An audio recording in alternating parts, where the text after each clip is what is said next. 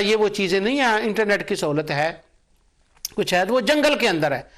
تو وہ انگریزوں نے اس لیے بنایا ہے کہ اگر کسی کو برین واش کرنا ہو، دنیا سے کٹ کرنا ہو اور پرانی چیزیں ان کے دمان سے ذہن سے چیزیں نکالنی ہو تو مہینہ 10 دن کے لیے یہاں لے آئیں، اپنے اثر کے اندر، اپنے ماحول کے اندر اس کو رکھیں اور ان کو برین واش کریں، تو بس وہ چیزیں جو یہاں ہوگی اس کے اندر ذہن کے اندر چلے جائیں گے. وہ جگہ ہے ہی اس لیے خاصی قیمتی ہے، مہنگی ہے. ایک بار میں نے بھی سوچا کہ میں اس کو کرائے پر لے کر کچھ نوجوانوں کو اکٹھا کروں، تو میری 10 طرح سے تو وہ بہت ماہر تھی.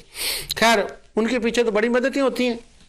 اس وہ ڈاکٹر نے جو کینیڈا کا تھا، ابھی میرے منہ سے زبان اس کا نام نکلنے والا تھا، تو وہ چونکہ چیزیں ہماری ٹی وی پالیسی میں ایسی ہوتی ہیں کہ وہ نام نہیں کسی کا لے سکتے، لیکن وہ اس نے اپنے نام سے کوئی برا کام بھی نہیں کیا تھا، اس نے وہ لڑکوں کو جمع کیا. تو وہ لڑکوں کو جب جمع کیا تو اس کے اندر اس کا ٹاپک یہ تھا. اب یہ دیکھیں کہ میں آپ کو بتا رہا ہوں کہ یہ کس طرح سے سائیکالوجیکلی اپروچ ہوتا ہے. کہ اس نے کہا کہ ٹیسکو جو ہے سٹور ہے یہاں پر، ہم اب پاکستان میں سننے والے ٹیسکو کو کیا جانیں گے، شاید بن گیا ہو وہاں پر، مجھے اس کا علم نہیں ہے. یہاں جو بڑے سٹور ہوتے ہیں جن سے ہر چیز مل جاتی ہے، تمام فوڈ ان کے اندر ہوتا ہے، تو اس کو مختلف نام اس کے ہوتے ہیں. ٹیسکو ہوتا ہے، جے سینسبری ہوتا ہے، وہ بہت سے نام ہوتے ہیں. میں ان کی ایڈورٹائز تو نہیں کرنے بیٹھا یہاں پر. تو انہوں نے جو سودا بیچنا ہوتا ہے نا، گاہکوں کو، جو کسٹمر کو اٹریکشن پیدا کرنی ہوتی ہے، تو ان کی ایک مینجمنٹ ٹیم ہوتی ہے، بورڈ آف ڈائریکٹرز ہوتے ہیں، اس کے مارکیٹنگ مینیجر ہوتے ہیں. تو وہ بیٹھتے ہیں کہ لوگوں کو اٹریکٹ کیسے کیا جائے، ان کو کیسے بتایا جائے کہ انہوں نے ہمارا سامان ہی خریدنا ہے. تو وہ کرتے ہیں، اس کو مارکیٹنگ کہتے ہیں. اس کے اندر لوگ یہاں کے بچے بچیاں پی ایچ ڈی کرتے ہیں، ماسٹر کرتے ہیں کہ وہ کیا آتے ہیں، اس پہ اوپر بڑی جاب ملتی ہیں.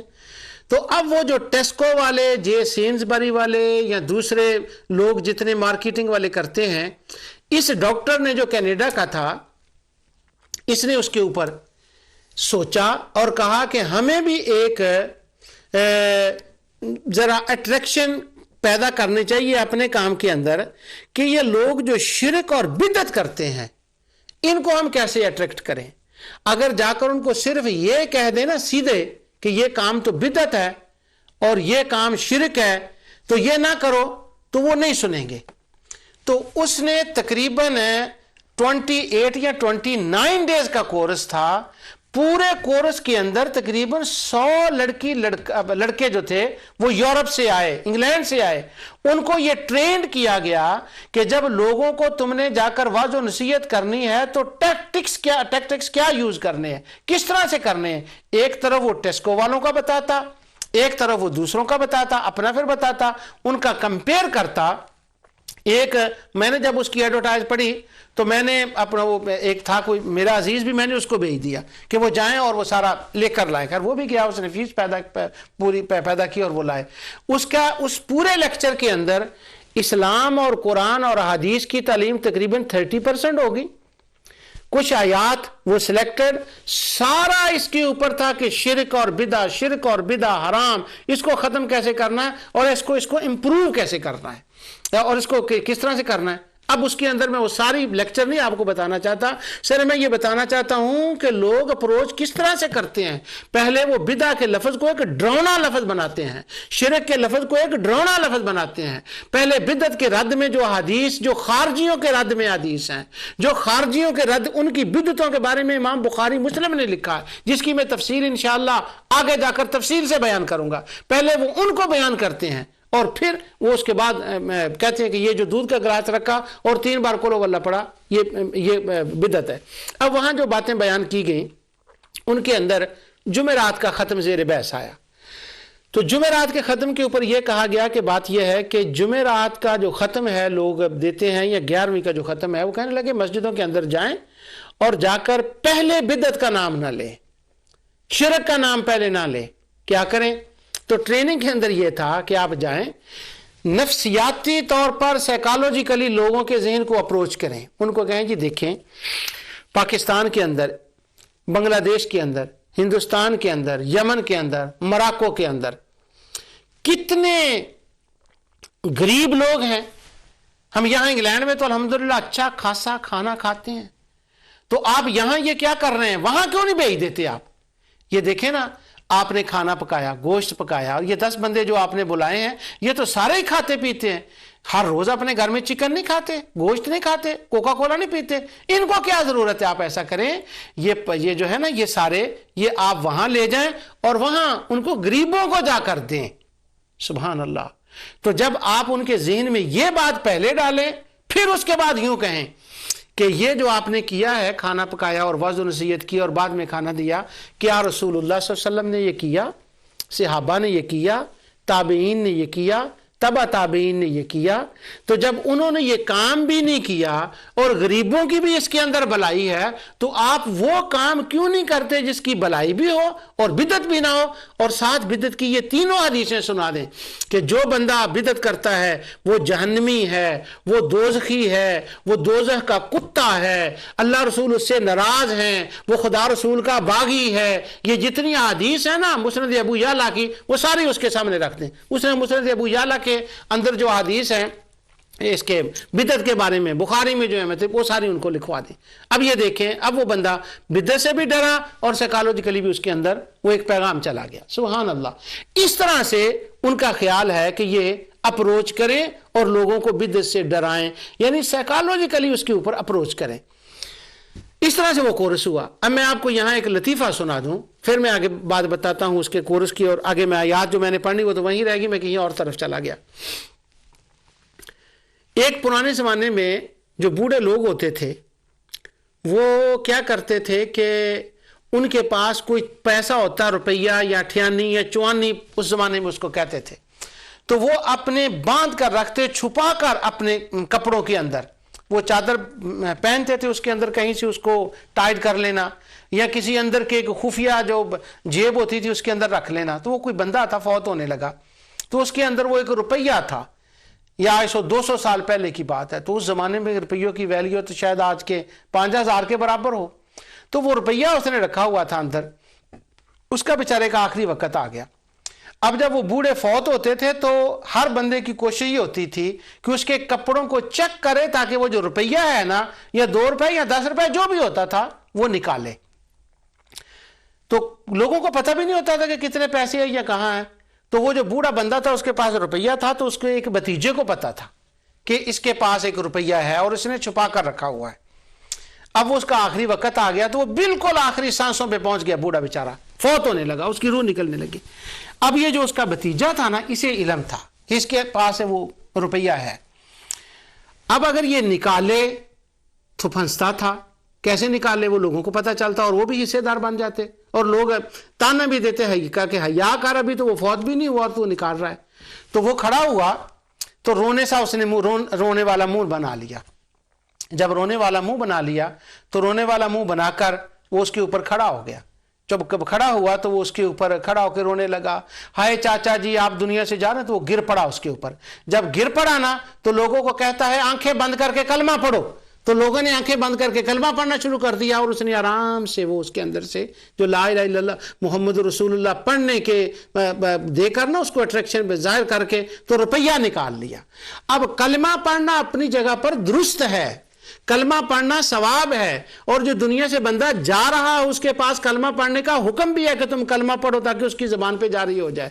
لیکن جو اس بندے نے اس وقت کلمہ پڑھا تھا، کیا اس نے اس نیت سے پڑھا تھا کہ اس کی زبان پہ کلمہ جاری ہو جائے؟ کیا اس نے اس نیت سے پڑھا تھا کہ اس کی روح آسانی سے نکل جائے؟ کیا اس نے اس نیت سے پڑھا تھا کہ یہاں برکات ہوں اور آخرت اس کے لیے آسان ہو جائے؟ اس نے تو اپنا روپیہ نکالنے کے لیے وہ کلمہ پڑھا تھا کلمہ، لیکن مقصد اس کا اور تھا۔ اسی طرح یہ جو کورس دین کے نام پر ہوتے ہیں، وہ جو بندے آ کر ہمارے ساتھ بات کرتے ہیں وہ ٹرینڈ ہوتے ہیں، اور جب وہ بات کرتے ہیں انہوں نے کورس کیا ہوتا ہے۔ اب جو انہوں نے غریبوں والی بات کی تھی نا کہ غریبوں کو دیں اور وہ غریبوں کے پاس جل جائے، یہ نہ غریبوں کی مدد تھی، اس میں غریبوں کا کوئی مسئلہ ہی نہیں تھا، صرف مسئلہ یہ تھا کہ یہ جو لوگ جمع ہو کر ذکر مصطفیٰ کرتے ہیں نا، ان کو روکا جائے، نفسیاتی طور پر روکا جائے اور بدعت کا نام لے کر روکا جائے، تاکہ یہ اس عمل سے باز آ جائیں جو وہ میلاد کے نام پر 10 بندے بیٹھ کر ذکر خدا کر رہے ہیں، ذکر مصطفیٰ کر رہے ہیں۔ ان کا مقصد اس وقت یہ ہوتا ہے، نہ اس وقت غریبوں کا تو مسئلہ ہی نہیں ہوتا۔ اچھا اگر غریبوں کا مسئلہ یہ فرض کریں، غریبوں کا مسئلہ ہے، جب سعودی عرب کا انڈیپینڈنٹ ڈے ہوتا ہے تو ہر سعودی عرب کی ایمبیسی کو لاکھوں پاؤنڈ ملتے ہیں کہ آپ وہ سعودی عرب کا اس کو کہتے ہیں عید الوطنی کہ عید الوطنی اس کو کہتے ہیں کہ عید منائیں. وہ ایمبیسیز میں سیلیبریٹ ہوتا ہے, کھانے ہوتے ہیں, وہ گتکا کھیلا جاتا ہے, بارے بلایا جاتا ہے, اتنے وہاں پر اس کے اوپر خرچ ہوتا ہے. اب قرآن میں یہ نہیں ہے کہ اپنے ملک آپ انڈیپینڈنٹ یوم عید الوطنی کریں. عید الوطنی کا تو کوئی وجود ہی نہیں ہے. اور اس کے اوپر جو اتنا پیسہ خرچ کیا جاتا ہے اس وقت غریب یاد نہیں آتے. اس وقت غریب کہاں ہوتے ہیں؟ وہ جو 50 پاؤنڈ کے جو پھل ہم لے آتے ہیں یا کوئی چیز پکا لی اور ذکر خدا ہوا, ذکر مصطفیٰ ہوا, واعظ و نصیحت ہوئی, اس وقت غریب کیوں نہیں یاد آئے؟ اب وہ جو ریٹریٹ سینٹر کے اندر کورس ہوا ہے, اتنا اس کا تقریباً 700 پاؤنڈ اس کا ایک لڑکے کا خرچہ تھا, اور دوسرے لوگ تو یورپ سے لڑکے آئے تھے اتنا خرچ کر کے. اب وہ جو اگر غربت کی اتنا ہی خیال تھا حضرت کو, ڈاکٹر صاحب کو, تو سوال یہ تھا کہ اتنے لوگوں نے جو کرایہ خرچ کیا ہے وہاں رہے ہیں, وہ 700 پاؤنڈ وہاں وہ خرچ کیا ہے, کیونکہ وہ 700 پاؤنڈ کے اندر کچھ کتابیں بھی تھیں جو بڑی دینی تھی, جو شرک بدعت کے خلاف تھے, وہ ایک پورے سیٹ تھے جو ساتھ دینے تھے, وہ بھی اس کے اندر شامل تھے. تو وہاں غریب کیوں نہیں خیال آیا؟ تو وہ کہیں گے جی نہیں, وہ بات یہ ہے کہ وہ تو چونکہ دین کا کام تھا نا, اس لیے دین کے کام پر تو خرچ کرنا جائز ہوا.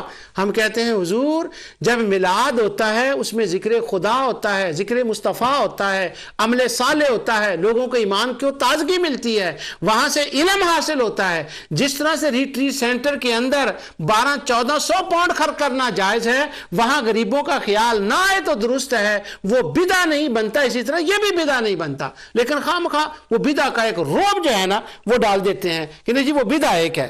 تو وہ بات کہیں کی کہیں چلی گئی. میں آپ کو یہ بتانا چاہتا تھا, کہیں کی کہیں بھی نہیں گئی, میں بتانا چاہتا تھا کہ سائیکالوجیکلی شرک اور بدعت کے لحاظ سے اپروچ کیسے ہوتی ہے. اللہ تعالیٰ نے ہر چیز کا جوڑا جو ہے وہ پیدا کیا, اور اللہ تعالیٰ کی ذات نے اس جوڑے کے اندر جو الفاظ ہیں ان کا بھی میں نے آپ کو بتا دیا. آگے اللہ تعالیٰ فرماتا ہے فَجَعَلَ مِنْهُ الزَّوْجَيْنِ الذَّكَرَ وَالْأُنْثَى, سورہ قیامہ ہے. أَلَيْسَ ذَلِكَ بِقَادِرٍ عَلَىٰ أَن يُحْيِيَ الْمَوْتَىٰ. اللہ تعالیٰ نے فرمایا, اللہ تعالیٰ نے جب پیدا کیا تو پھر اس کی 2 قسمیں, انسانوں کو پیدا کیا تو ان کی 2 قسمیں بنائیں, ایک مرد اور ایک عورت. منہ الزوجین الذکر والانثیٰ, ایک مرد بنایا ایک عورت, جوڑا کر دیا. اس کے بعد فرمایا الیس ذالک بقادر, یہ بڑی خاص آیت ہے.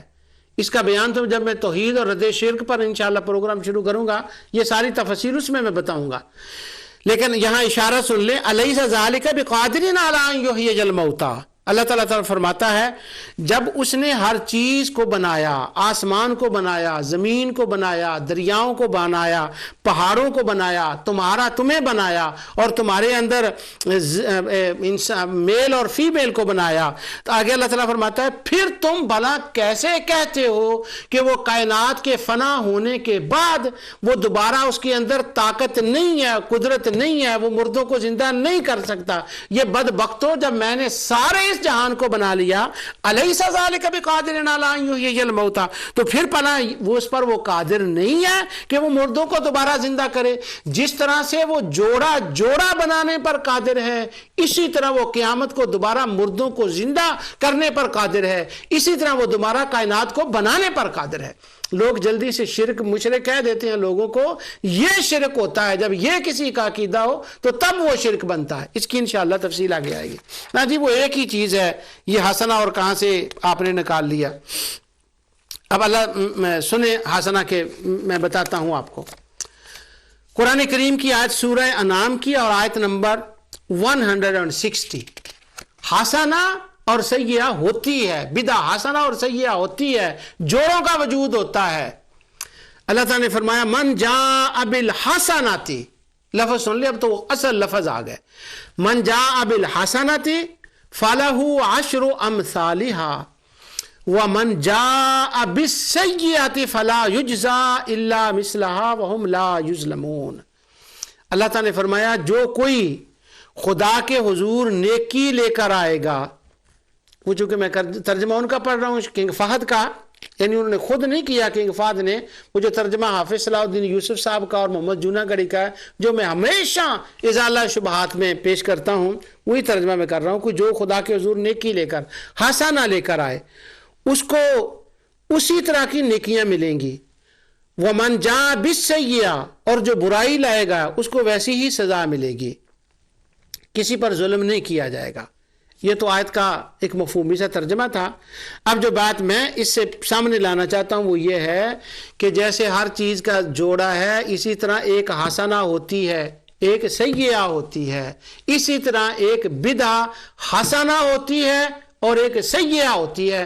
وہ حسنہ کیا ہوتی ہے، سیئہ کیا ہوتی ہے، اس کا بیان تو آگے آئے گا۔ ابھی تو میں صرف یہ آپ سے منوانے کی اپنے دوستوں شبہ ڈالنے والوں سے کوشش کر رہا ہوں کہ ایک ہی معنی اس کا نہیں ہوتا۔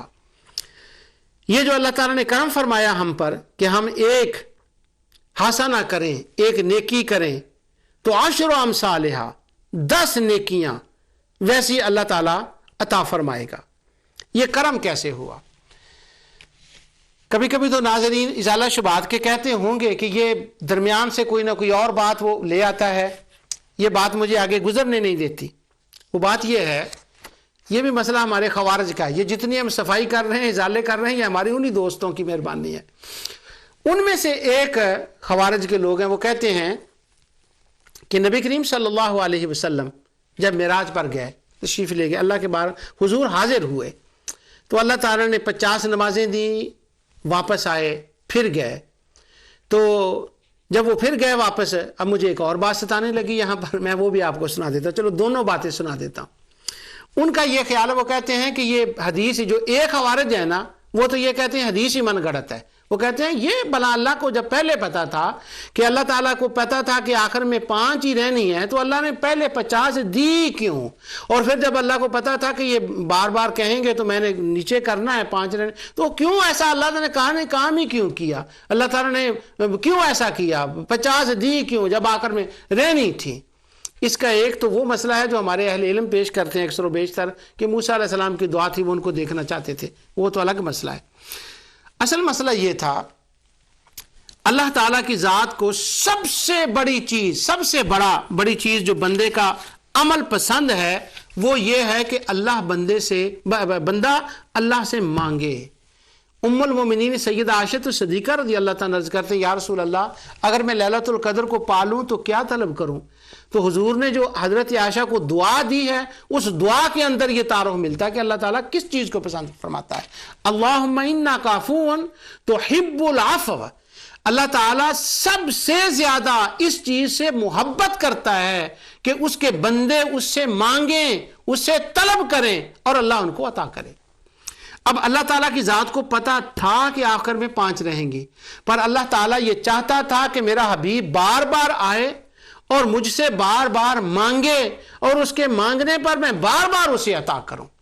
جس طرح سے لا یکلف اللہ نفسا الا وسعہا، سورہ بقرہ کے بالکل آخر میں اللہ تعالیٰ فرماتا ہے اللہ تعالیٰ کسی پر زیادہ بوجھ تو نہیں ڈالتا، وہ اتنا ہی بوجھ ڈالتا ہے جتنا وہ برداشت کرے۔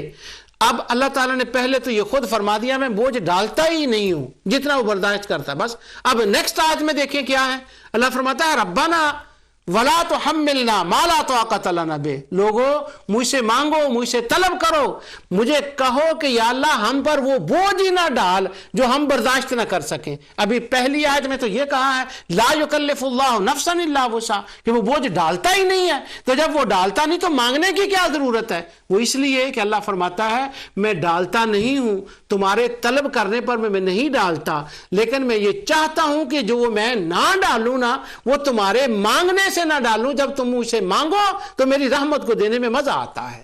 اسی طرح رسول اللہ صلی اللہ علیہ وسلم کی 50 نمازیں 5 ہی رہنی تھی، لیکن رب کی رضا نے یہ چاہا، اس کی مشیت نے یہ چاہا میرا حبیب جائے اور بار بار آئے اور بار بار وہ مجھ سے مانگنے میں مزہ لے اور میری رحمت کو اس کے دینے میں مزہ آئے۔ اس لیے اللہ تعالیٰ نے حضور علیہ الصلوۃ والسلام کو بار بار بلایا۔ آگے یہ ہے کہ اللہ تعالیٰ نے فرمایا وہ 10 ایک پڑے گا تو 10 کا ثواب ملے گا۔ جب آخری بار حضور واپس نہ گئے، جب وہ واپس نہ گئے حضور آخری بار، تو کیا ہوا کہ اللہ تعالیٰ نے کرم یہ کر دیا کہ من جاء بالحسنۃ فلہ عشر امثالہا، کہ حضور علیہ السلام واپس نہ گئے تو کرم یہ ہوا کہ صرف نماز کی بات نہیں رہ گئی کہ ایک نماز پڑھیں گے تو 10 کا ثواب ملے گا، یہ جنرل قانون بن گیا اس کی رحمت کا کہ جب بھی کوئی ایک نیکی کا کام کرے گا تو اس کو 10 مل جائیں گے، لیکن ہو حسنہ، سیئہ نہ ہو۔ تو میں یہ بات بتا رہا تھا کہ حسنہ بھی ہوتی ہے اور سیئہ بھی ہوتی ہے۔ آگے اللہ تعالیٰ فرماتا ہے من یشفع شفاعۃ حسنۃ یکن لہ نصیب منہا ومن یشفع شفاعۃ سیئۃ یکن لہ کفل منہا وکان اللہ علی کل شیء مقیتا۔ اللہ تعالیٰ نے ارشاد فرمایا جو شخص حسنہ کی سفارش کرے اور جو شرف ومن شفاعۃ سیئہ، اور جو کوئی بری چیز کے، برے کام کی، بری بات کی سفارش کرے، یہاں حسنہ بھی آ گیا اور سیئہ بھی آ گیا۔ میں پروف یہ کر رہا ہوں، لوگ جب ہم کہتے ہیں نا بدع حسنہ اور بدع سیئہ، ہم جب یہ لفظ بولتے ہیں تو لوگوں کو ایک تکلیف ہو جاتی ہے، ان کے چہرے پر ایک غصے کا اظہار آ جاتا ہے، وہ اپنے آپ سے باہر ہو جاتے ہیں، وہ کہتے ہیں کہ جو حسنہ سیئہ ہے یہ مولویوں کا چکر ہے، یہ تو کھانے کی باتیں ہیں، یہ تو میلاد منانے کے لیے یہ کیا جاتا ہے۔ یہ میلاد کھانے کی باتیں نہیں ہیں، یہ رب کے کلام کی باتیں ہیں۔ حسنۃ یکن لہ ومن یشفع شفاعۃ سیئۃ یکن لہ، یعنی حسنہ بھی ہو گیا اور سیئہ بھی ہو گیا۔ اب وہ بدع حسنہ ہوتی ہے کہ سیئہ، وہ اس وقت میں ابھی وہ بات نہیں کر رہا، اگلے پروگراموں میں آئے گی۔ لیکن یہ جو حسنہ اور ہے نا دوسرا حسنہ اور سیئہ، اس کی ایک بات ہے، حسنہ اور سیئہ ہے، مگر اس کی ایک عجیب بات میں آپ کو بتاؤں، یہ حسنہ اور سیئہ کا بعض لوگوں کو یہ لفظ بڑا اچھا نہیں لگتا، وہ اس کے اوپر جو ہے نا نہیں اچھا نہیں اس کو سمجھتے۔ اس کی مثال میں آپ کو قرآن کریم سے دوں، اس کے ساتھ کی 1-2 آیتیں ہیں، وہ بھی میں آپ کے سامنے پڑھنا چاہتا ہوں تاکہ وہ مسئلہ جو ہے نا وہ اور کلیئر ہو جائے۔ اللہ تعالیٰ نے ارشاد فرمایا ان تصبک حسنۃ تسؤہم وان تصبک سیئۃ، ان تصبک حسنۃ تسؤہم وان تصبک مصیبۃ یقولوا قد اخذنا من امرنا من قبل ویتولوا وهم فرحون۔ اللہ تعالیٰ فرماتا ہے کہ یہ لوگ کون لوگ، ان کی بات ہی میں آپ کو پوری آیت جو ہے نا وہ پڑھ کر بتانا چاہتا تھا کہ یہ لوگ جو ہیں یہ وہ لوگ ہیں کہ جب تمہیں کوئی حسنہ پہنچتی ہے، یعنی حسنہ سے منافقوں کو چڑ تھی کہ کوئی حسنہ مسلمانوں کو پہنچے، تو اللہ تعالیٰ فرماتا ہے جب تم کو کوئی حسنہ پہنچتی ہے تو یہ تو ان کو بہت بری لگتی ہے، یعنی حسنہ کا لفظ ہی وہ سننا نہیں چاہتے، مسلمانوں کے لیے ہو اور وہ لفظ حسنہ آ جائے وہ سننا ہی نہیں چاہتے۔ اور جہاں تک اس بات کا تعلق ہے مسلمانوں کو کوئی مصیبت پہنچے، وہ ان تصبک مصیبت یقولوا قد اخذنا امرنا من قبل ویتولوا وهم فرحون، جب کوئی مصیبت پہنچتی ہے، برائی پہنچتی ہے، ان کا نقصان ہوتا ہے، تو کیا ہوتا ہے ویتولوا وهم فرحون، تو وہ خوشیاں مناتے ہیں، یعنی مسلمانوں کے اندر ان کو حسنہ کا لفظ ہی سرے سے پسند نہیں ہے، سبحان اللہ۔ لیکن یاد رکھیں حسنہ اللہ تعالیٰ اپنی رحمت سے مسلمانوں کو عطا فرماتا ہے۔ اب اگلی آیت سنیں، سورہ رعد کی، اللہ تعالیٰ فرماتا ہے والذین صبروا ابتغاء وجہ ربہم واقاموا الصلاۃ وانفقوا مما رزقناہم سرا وعلانیۃ ویدرؤون بالحسنۃ السیئۃ اولئک لہم عقبی الدار جنات عدن یدخلونہا ومن صلح ومن آبائهم وازواجهم وذرياتهم والملائکۃ یدخلون علیہم من کل باب سلام علیکم بما صبرتم فنعم عقبی الدار۔ اور جو کچھ اللہ تعالیٰ کی خوشنودی حاصل کرنے کے لیے مصیبتوں پر جو لوگ صبر کرتے ہیں اور نماز پڑھتے ہیں، اور جو ہم نے مال ان کو دیا ہے اس میں سے وہ خرچ کرتے ہیں اور نیکی سے برائی کو دور کرتے ہیں، وَيَدْرَؤُونَ بِالْحَسَنَةِ السَّيِّئَةِ، نیکی کے ذریعے سے برائی کو دور کرتے ہیں۔ کسی نے برا کام کیا، برا لفظ بولا، وہ اس نے اب کسی کی ذات کے لیے بولا تو اس نے اس کو اچھائی کا لفظ بول کر اس کو دفع کر دیا، تو ایسے لوگوں کے اولئک لہم عقبی الدار، یہ وہ لوگ ہیں جن کے لیے آخرت کے اللہ فرماتا ہے میں نے گھر بنائے ہیں، اور جنات عدن یدخلونہا، اس میں وہ ہمیشہ رہیں گے۔ تو یہاں بھی حسنہ اور سیئہ کا لفظ آیا ہے۔ اللہ کے آگے اللہ تعالیٰ فرماتا ہے اینما تکونوا یدرککم الموت یہ ایک طویل آیت ہے، اس کا ایک خاص ترجمہ ہے جو میں آپ کے سامنے پڑھنا چاہتا ہوں۔ اینما تکونوا یدرککم الموت ولو کنتم فی بروج مشیدہ، اس کے اندر وہ حسنہ کا بھی لفظ بھی آتا ہے اور سیئہ کا بھی آتا ہے، وہ تو میں اس کو بالتفصیل بتانا چاہتا ہوں، پوری آیت کا ترجمہ۔ اللہ تعالیٰ فرماتا ہے اے موت کے ڈر سے جہاد سے گریزاں کرنے والو، تم جہاں کہیں بھی ہوگے موت تمہیں وہیں آ پکڑے گی، خواہ تم مضبوط قلعوں میں ہی ہو۔ اور ان کی ذہنیت یہ ہے کہ اگر انہیں کوئی بلائی فائدہ پہنچے تو کہتے ہیں یہ تو اللہ کی طرف سے ہے۔ یہ خاص بات تھی، اس لیے میں نے وہ پوری آیت کا خاص ترجمہ پڑھا ہے۔ اگر ان کو کوئی حسنہ ملے، مراد اس سے یہ ہے کہ اگر ان کو کوئی حسنہ ملے تو وہ خوش ہو جاتے ہیں۔ حسنہ سے مطلب یہاں پر مال غنیمت ہے، یعنی جہاد کا مال جب ان کو کوئی ملتا ہے، ان کو فائدہ پہنچتا ہے تو یہ کہتے ہیں یہ تو اللہ کی طرف سے ہے۔ حسنۃ یقول ھذہ من عند اللہ، بڑی خاص بات ہے یہ کہ اگر ان کو مال غنیمت ملے، حسنہ ملے تو کیا کہتے ہیں یہ اللہ کی طرف سے ہے۔ ان کے کہنے کا یہ کیا مطلب ہے کہ یہ اللہ کی طرف سے ہے؟ ان کا مطلب یہ ہے کہ اس میں رسول اللہ صلی اللہ علیہ وسلم کی کوئی واسطہ اور کوئی برکت کا ذکر ہی نہیں ہے۔ مال غنیمت جو ملا یہ ہمیں اللہ نے دیا ہے نا، یہ ایک بڑی باریک بات میں کر رہا ہوں۔ یعنی منافق اللہ ہر بات اللہ کی طرف منسوب کرتے ہیں، حسنۃ یقول ھذہ من عند اللہ، یہ تو اللہ کی طرف سے ملا۔ یعنی یہ بات غلط نہیں ہے، یہ کہنا یہ حق ہے، مگر جن کو رسول اللہ صلی اللہ علیہ وسلم سے بغض و عناد ہو، جو حضور کی وسیلے اور ان کی برکات کے منکر ہوں، جب وہ یہ بات کہیں گے تو اس کا ایک خاص مفہوم ہوگا۔ وہ کہیں گے حسنۃ یقول ھذہ من عند اللہ، یہ ہمیں اللہ نے دیا ہے۔ محمد کا اس میں کیا ہے صلی اللہ علیہ وسلم، ان کا کیا ہے؟ اور آگے اللہ تعالیٰ فرماتا ہے وَإِن تُصِبْهُمْ سَيِّئَةٌ يَقُولُ هَذِهِ مِنْ عِنْدِكَ، اور اگر کوئی ان کو نقصان پہنچ جاتا ہے تو پھر وہ کہ رسول اللہ صلی اللہ علیہ وسلم کی طرف منسوب کرتے ہیں، وہ کہتے ہیں یہ نقصان، یہ سیئہ ہمیں آپ کی وجہ سے ملا ہے۔ اور جب کوئی برکت ملتی ہے یا غنیمت ملتی ہے تو وہ اس کا منسوب اللہ تعالیٰ کی طرف کرتے ہیں۔ اس کا مطلب ہوا رسول اللہ صلی اللہ علیہ وسلم کی برکات کے منکروں کی ایک نشانی قرآن نے یہ بتائی ہے کہ وہ ہمہ وقت رسول اللہ صلی اللہ علیہ وسلم کی طرف برکت کا رخ نہیں کرتے، اس برکت کا رخ نہیں کرتے، رحمت کا رخ مصطفیٰ کی طرف نہیں کرتے، بلکہ وہ صرف اللہ تعالیٰ کی طرف کرتے ہیں۔ اور اللہ تعالیٰ فرماتا ہے قل کل من عند اللہ فما لہؤلاء القوم، اور اچھا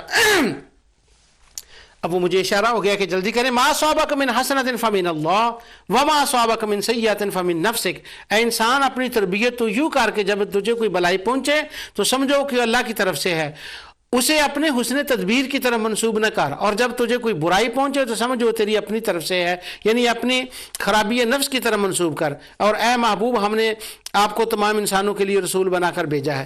تو میرا اصل مقصد یہ تھا، وہ ایک درمیان میں بات آ گئی کہ چیزیں دو ہوتی ہیں، اللہ تعالیٰ نے ہر چیز کا جوڑا جوڑا پیدا کیا ہے، اسی طرح لفظ بدعہ کے اندر بھی اس کے دو جوڑے کے مفہوم ہیں۔ انشاءاللہ اس پر آگے چل کر جو ہو وہ بات بیان ہوگی۔ ابھی میرے خیال میں یہ جو ابتدائیہ ہے نا اس کا، اس پر میں کچھ اور بھی بیان کروں گا، کیونکہ لفظ بدعہ کو جو ڈراؤنا، اس کا ایک ہی معنی اور اس کا دوسرا کوئی معنی ہی نہیں ہے، جو اس کے اوپر اتنا زور دیا جاتا ہے نا، ان 3 پروگراموں میں اب تک میں نے اس شدت کو کم کرنے کی کوشش کی ہے۔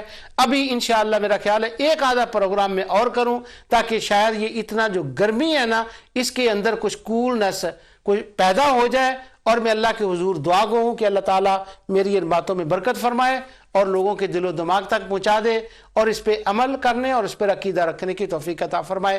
وما علیہ الا البلاغ۔